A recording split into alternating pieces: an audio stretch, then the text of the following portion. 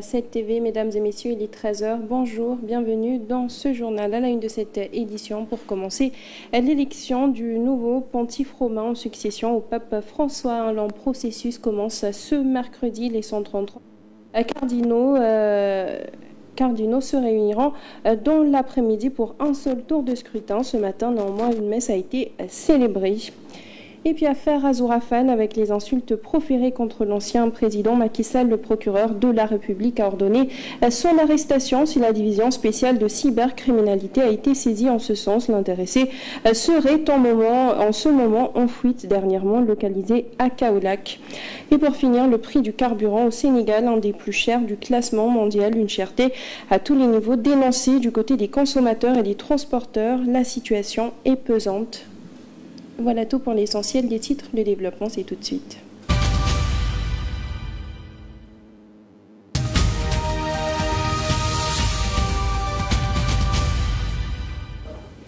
On démarre donc dans l'église, mais pour commencer ici à Dakar, les évêques de la CERAO ont tenu une célébration eucharistique en prélude à l'ouverture des travaux du conclave qui démarre ce mercredi. Monseigneur Alexis Touabli Youlo, président de la CERAO, a présidé cette messe tenue à la cathédrale Notre-Dame des Victoires de Dakar. Les évêques ont prié pour la paix au Sénégal, une célébration sur laquelle nous reviendrons très probablement très prochainement.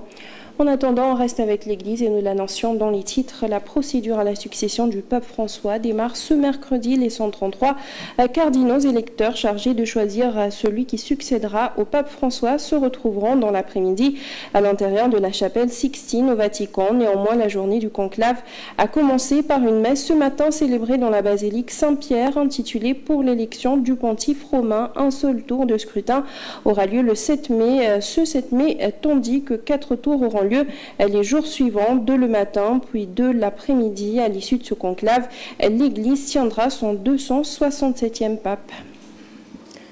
Et puis du côté de la justice, le procureur de la République s'est auto-saisi après la diffusion d'une vidéo d'Azourafane, un militant de PASTEF, où il insulte l'ancien président Macky Sall et certains de ses ex-collaborateurs. Ibrahim Ndoye a saisi la division spéciale de cybercriminalité pour procéder à l'arrestation et à l'audition de ce dernier. Azourafane devrait être entendu sous le régime de la garde à vue. D'intenses recherches ont été lancées hier pour le retrouver. D'après les dernières informations, l'intéressé a été localisé à Kaolack. Le commissariat local a été mobilisé par la DSC pour participer aux opérations. Par ailleurs, les policiers ont émis une opposition aux frontières afin d'empêcher toute fuite du territoire. La polémique suscitée par Azourafane ne faiblit pas pendant ce temps sur les réseaux sociaux, sur Facebook notamment. De nombreux Sénégalais appellent à des poursuites judiciaires, un avis largement partagé, que ce soit des sympathisants du pouvoir ou ceux de l'opposition. La vidéo a fait le tour de la toile en une fraction de seconde. Sur le réseau social TikTok, Azourafane, souteneur du pouvoir et proche du Premier ministre, s'était livré à de violentes insultes à l'encontre de plusieurs responsables de l'APR, notamment l'ancien président de la République, Macky Sall, et qui a suscité une vague d'indignation, et même du côté du parti PASTEF, les Patriotes. Le spécialiste en communication, Ngagne Fall, prêche la politique de la réciprocité. Si le procureur ne s'autosaisit pas sur cette affaire, tous ceux qui ont été emprisonnés pour insultes publiques devraient recouvrir la liberté. Même son de cloche du côté de Maître Moussa Diop, qui joue la carte de la jurisprudence de son client. Si vous ne faites pas arrêter ces dérives des vainqueurs, libérez sans délai mon client Abdounger, arbitrairement soustrait de la vie courante. Thierno Bokoum, figure de l'opposition en gestation, raille le régime en place. Si le procureur reste silencieux face aux injures d'un proche du Premier ministre, il confirme son rôle actif dans l'architectural d'une injustice systémique portée par un régime irresponsable. Des propos outranciers du militant de PASTEF ont poussé le procureur Ibrahim Ndoye à s'autosaisir du dossier, selon des informations rapportées par 2AS Média. Une procédure judiciaire pourrait donc être engagée contre Azourafane, qui devra répondre de ses propos devant la justice. Une justice qui devrait prendre à bras le corps ses responsabilités, comme l'ont précédemment laissé entendre le président de la République et son premier ministre, qui ont invoqué l'article 10 de la Constitution. Quiconque sur n'importe quel réseau social insulte une personne sous prétexte que cette dernière l'exercerait au plus haut point, la justice ne va pas démissionner, elle va faire son travail. Et vous croyez que ça ne peut pas être au nom de la liberté? Azoura Fall, qui n'en est pas à son coup d'essai, a de grandes chances d'être la prochaine cible de la croisade du régime en place contre la diffamation et l'injure publique. En santé, la menace d'une pénurie de kits de dialyse à l'aéroport de Yoff a finalement été écartée du monde. Pour l'instant, l'alerte avait été lancée par des patients hémodialysés du hangar des pèlerins qui a reçu donc une réponse rapide. Selon le directeur de l'hôpital, Aristide Le Dantec, il ne s'agissait que d'une fausse alerte causée par des lenteurs dans la chaîne d'approvisionnement.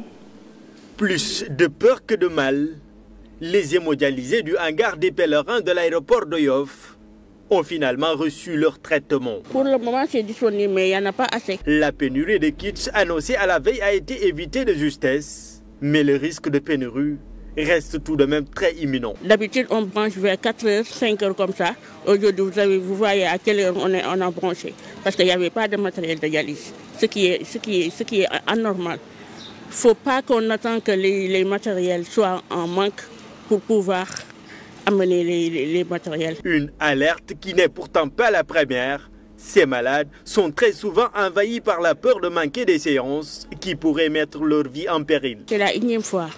C'est juste qu'on en a eu marre. Voilà. La tâche est vraiment trop remplie. S'il y a un manque de matériel, il n'y aura pas de dialyse. Si un seul matériel manque, il n'y aura pas de dialyse.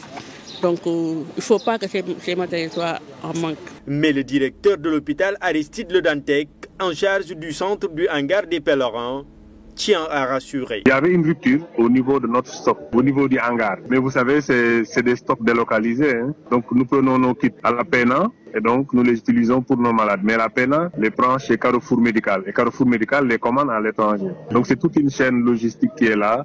Et donc, souvent, il arrive des fois qu'il y ait des perturbations. Mais il n'y a jamais eu de rupture de kit parce que nous n'avons jamais arrêté la dialyse. Malgré cette assurance du directeur, les 96 patients qui suivent leur traitement au niveau de ce site lancent néanmoins un appel aux autorités. Ce que nous voulons, qu'ils nous aident, au moins qu'on puisse avoir le minimum pour nos soins et qu'ils voient le programme de la greffe, parce que nous on pensait qu'avec la greffe, au moins on aurait une solution. Un appel à l'endroit des autorités pour aussi le changement de cadre plus propice à leur traitement.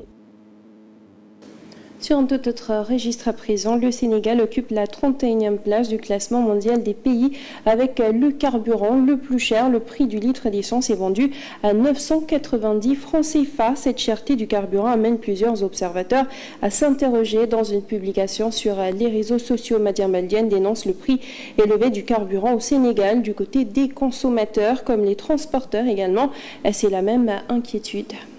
Le Sénégal fait partie des pays où le carburant coûte le plus cher au monde, selon les données publiées par le site spécialisé Global Petrol Price. Le pays occupe la 31e place du classement mondial.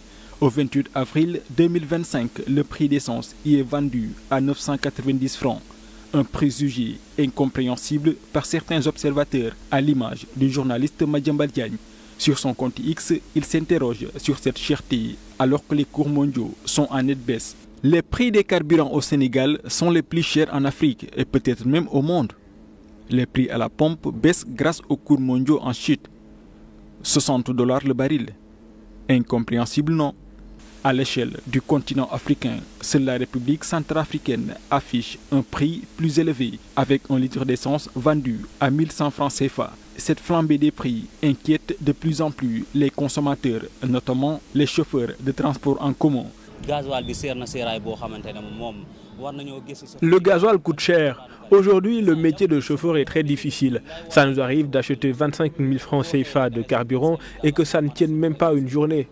Vraiment, ça ne nous arrange pas. Ces transporteurs redoutent une répercussion directe sur les tarifs du transport.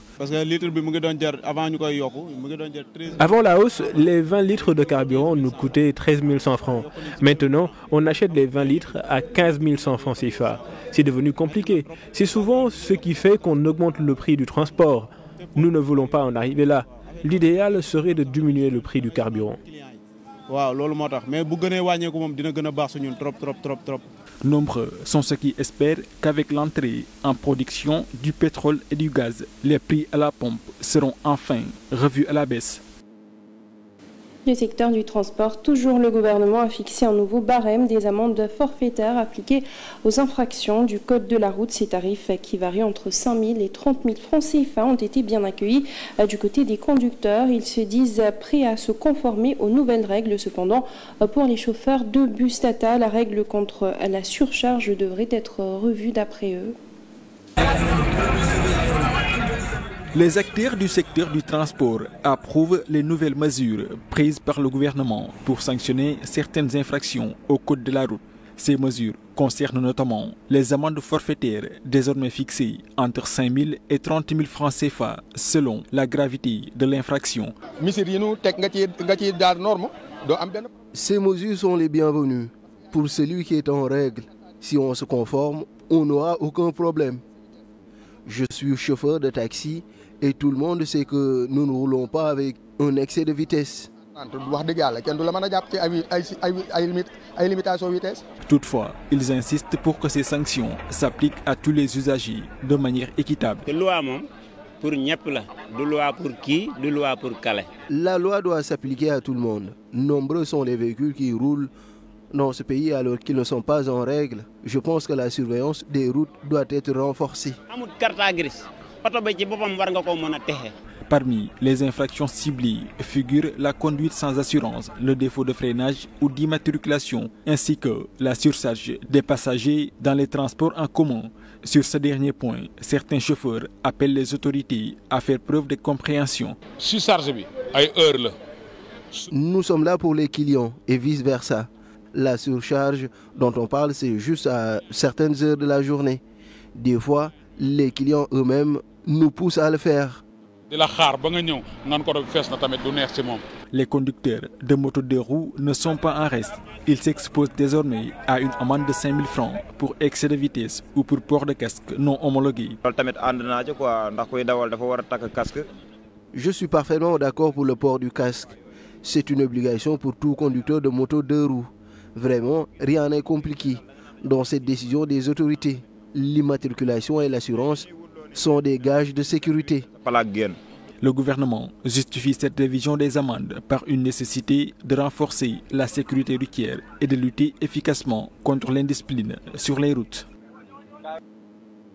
Direction Saraya, où s'est tenue la Zéra annuelle de Sarouja, lors de laquelle le préfet du département a décidé d'apporter des réponses aux différentes doléances des populations de la localité. Il s'agit entre autres du problème de désenclavement, de la sécurité ou encore de l'accès à l'eau dans cette zone minière. Il a déclaré que l'État du Sénégal est prêt à régler définitivement la situation. Leur donner la santé pour qu'ils puissent accomplir la mission à laquelle le peuple sénégalais leur a assigné. Et prier pour un bon hivernage. Nous qu'on ait un hivernage déjà pluvieux, mais aussi qu'on ait de bons rendements et que les problèmes d'enclavement auxquels nos populations sont confrontées, qu'on puisse y trouver une solution durable.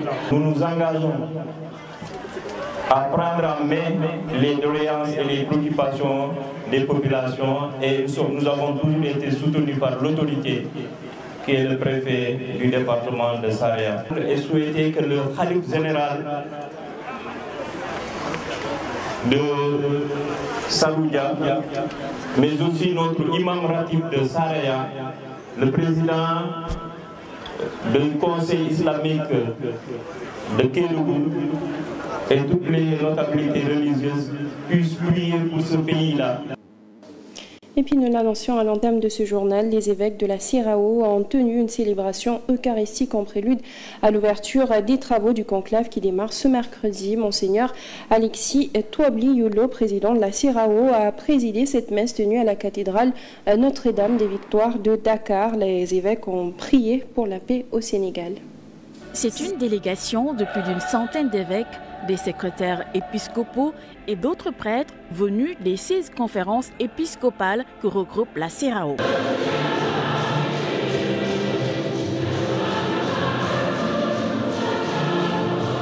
Une célébration eucharistique pour rendre grâce au Seigneur pour la tenue de cette 5e Assemblée générale. C'est aussi un moment de communion pour porter le Sénégal en prière. Frères et sœurs, nous offrons ce sacrifice eucharistique en autres pour l'Église qui est au Sénégal et pour tous ceux qui ont la lourde charge de gouverner ce pays. Au nom du Père et du Fils et du Saint-Esprit.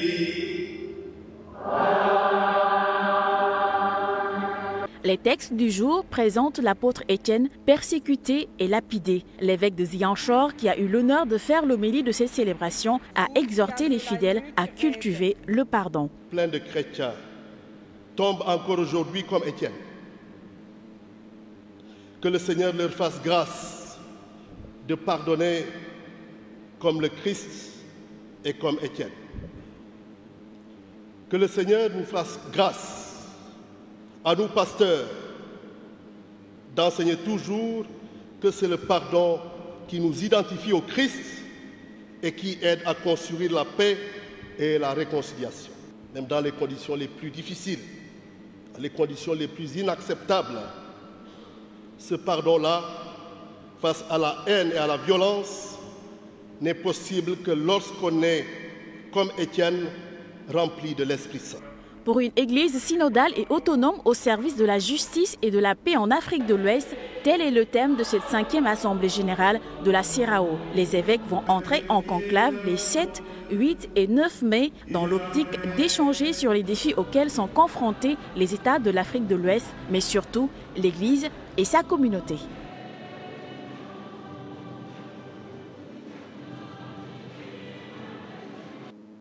L'actualité à l'international, très rapidement, pourrait terminer. L'Inde et le Pakistan se sont une nouvelle fois violemment bombardés ce mercredi, faisant au moins 26 morts du côté pakistanais et 12 du côté indien. C'est la confrontation militaire la plus grave entre les deux pays depuis 2 décennies. Le Pakistan, de son côté, qui interpelle la communauté internationale et veut faire rendre des comptes à l'Inde, a rappelé que l'Inde a mené des frappes aériennes dans plusieurs régions du Pakistan dans la nuit du 6 au 7 mai, selon l'armée pakistanaise. 6 lieux ont été visés, notamment au Cachemire pakistanais, au Pendjab. New Delhi confirme avoir visé avec des frappes de missiles des infrastructures terroristes situées sur le territoire pakistanais. L'offensive indienne est une réponse à une attaque terroriste menée le 22 avril au Cachemire indien. Au moins 26 personnes, des touristes pour la plupart, avaient perdu la vie. Et nous passons tout de suite à la revue de presse.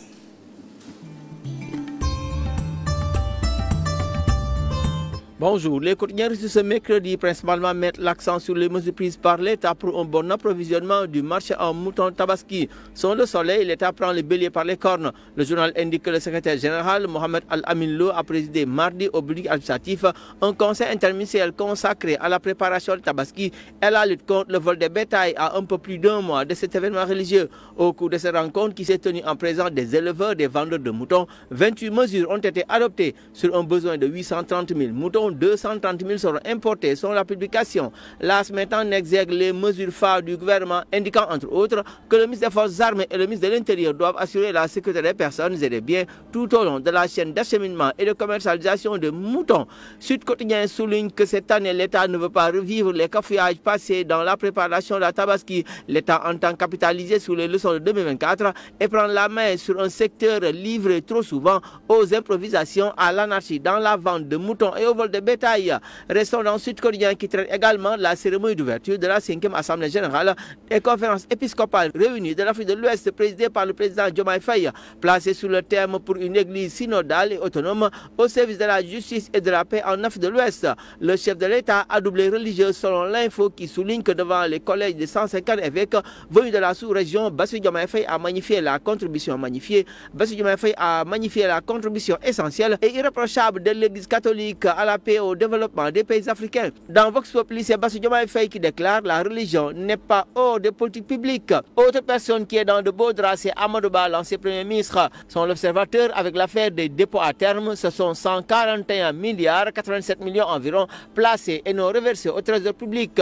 Selon le journal Observateur, un système parallèle de gestion de finances mis à nu par la Cour des comptes qui demande l'ouverture de procédures pénales. Mais la responsabilité de Macky Sall n'est pas aussi écartée selon le journal. Selon Walf Quotidien, l'on va vers de nouvelles arrestations avec des ramifications dans l'affaire Farba Ngom et Amadou Sall. Wali Seck et un fils d'Amadou Ba sont cités et restent dans le viseur du procureur. Mais d'après les Échos, le pôle judiciaire financier risque d'être embouteillé et pour cause la pléthore d'infractions affectées au pôle judiciaire financier, la surabondance des dossiers et le surpeuplement carcéral. Source A aborde l'affaire des 1000 milliards. Selon Sanu Dione, ancien député, le compte appartient à Macky Sall, titre le journal. Ce compte a été créé, selon le journal qui cite Sanu Dione, par décret et par Macky. Et le dernier virement a été fait à la veille de la présidentielle 2024 et avec plus de 600 milliards. 650 milliards que l'Assemblée n'arrive pas à tracer. C'est de la haute trahison, selon Sanu Dione. En sport, record sur la Champions League retour. Arsenal fera face au PSG ce mercredi. Le Barça battu par l'Inter de Milan mardi. Bonne lecture.